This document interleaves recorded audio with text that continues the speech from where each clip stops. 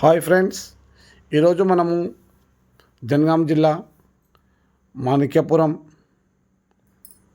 చిప్లన్గూడ మధ్యలో mango plants fitting చేయడం జరుగుతుంది.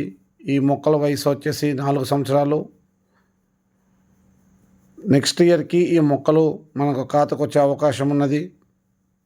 ఇక్కడ మనం పెడుతున్నది 1 ఎకరం 10 గుంటల్లోనే. మనం చుట్టూ బౌండరీ ఎర్రచందనము, కొబ్బరి మొక్కకు మొక్క మధ్యన వ్యవధి 7 అడుగుల దూరంలో నాటించాము. అలాగనే ఇక్కడ మనము గుంతల్లో ఎరువులు వేసుకుంటూ మైక్రోన్యూట్రియన్స్, వర్మీ కాంపోస్ట్, వేపపిండి, సింగిల్ సూపర్, బయో అగ్రో, టెంజీ ఇలా 6 రకాల పోషకాలతోటి మొక్కలు నాటిస్తున్నాము. మొక్కలు నాటినాక కూడా చెట్లకు మనకు వెదురు బొంగు కర్రతోటి 2 ఫీట్ల డాంబరింగ్ వర్క్ చేసి చెదలు తినకుండా కర్రను గ్రౌండ్లో నాటుతున్నాము.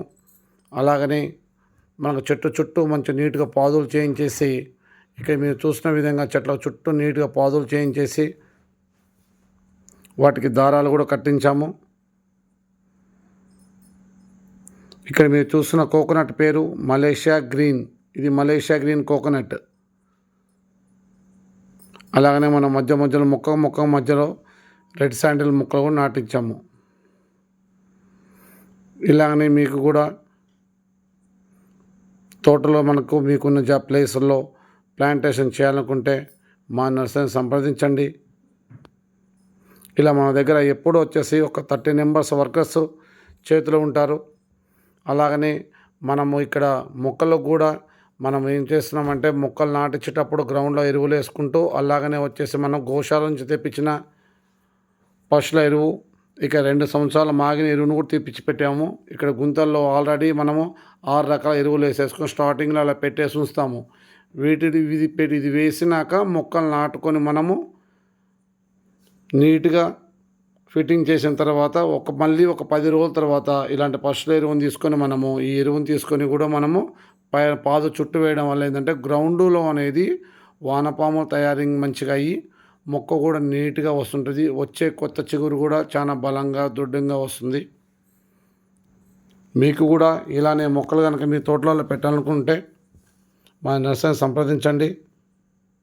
శ్రీ కనకదుర్గ నర్సరీ, పెంబర్తి, జనగాం. ఇక్కడ మీరు చూస్తున్న వెరైటీస్ కూడా హిమాయత్, ఇందులో పెట్టిన రకాలు హిమాయత్ రకం ఇది. అలాగనే మనం ఏం చేస్తున్నామంటే హిమాయత్తో పాటు ఇక్కడ పెట్టిన రకం వచ్చేసి బెంగనపల్లి. మనం డ్రిప్లికేషన్ చేసినా కూడా మనం ఏం చేస్తామంటే మొక్క నాటేటప్పుడు ఈ విధంగా మనము నీట్గా పాదు చుట్టూ అనేది డ్రిప్ పైప్ తోటి మనం నీళ్ళు కట్టుకుంటే ఏమవుతుందంటే మొక్క అనేది మంచిగా పుష్టికంగా వాటర్ తీసుకుంటుంది. కింద వేరు వ్యవస్థ కూడా మనకు డ్యామేజ్ కాదు. మనం పోసిన మట్టి అనేది కూడా పాదులలో నింపిన మట్టి కూడా మంచిగా దసుకుతుంది. కిందికి గుంజుకొని మొక్క అనేది పుష్టిగా మంచిగా బలంగా ఉంటుంది, కూలింగ్ ఉంటుంది మొక్క. ఆ తర్వాత మనం ఏం చేస్తామంటే దీని మీదకి వెళ్ళి వచ్చేసి మనము కొంచెం మట్టి వేసుకుంటే మొక్క గట్టి పడుతుంది, పాదు చెడిపోదు, మొక్క కూడా డ్యామేజ్ కాదు.